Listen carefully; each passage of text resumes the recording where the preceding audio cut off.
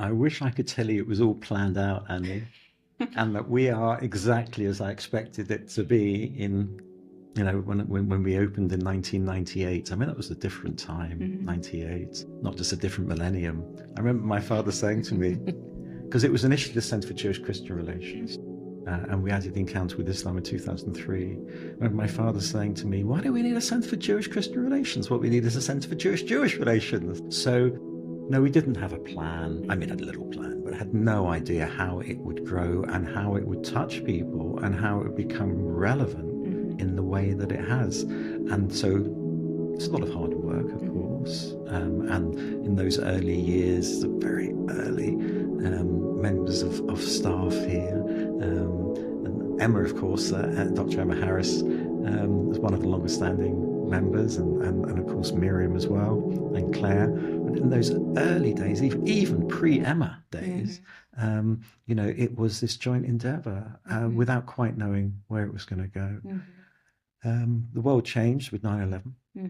And then 7/7 here, and suddenly people began to realise that this whole thing of interfaith was important, but it became securitized, which isn't terribly helpful. And the whole vision of the Institute then, and I think it is still true today, is that you understand yourself better in conversation with somebody else. So that is the thread, and I think we do that. But back in the day, I had no idea how it was going to turn out. I was just finishing my PhD. Wow. Trish and I had 2 children when we moved to Cambridge in 95 to do the PhD from London. And so you came up with the idea of the Institute when you were still a PhD student. Wow. Now you'd appreciate this, both of you. In that last year, a third year in the sort of that extra term that I took, the Institute opened.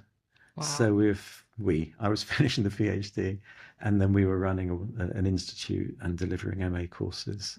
That's incredible. It was a juggle. How did you convince people to see your vision or what you were hoping to do at the time? I think you need people believing in you. Martin Forward, who's now in Chicago, was my very early cardinal protector, the person senior level in the university and theological colleges who looked out for me. And then it was Professor Julius Lipner.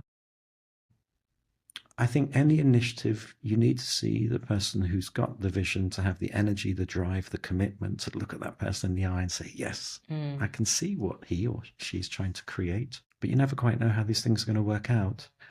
I had worked in a family business for 7 years before I came to Cambridge. I'd done an MBA at the same time. So I had an understanding of kind of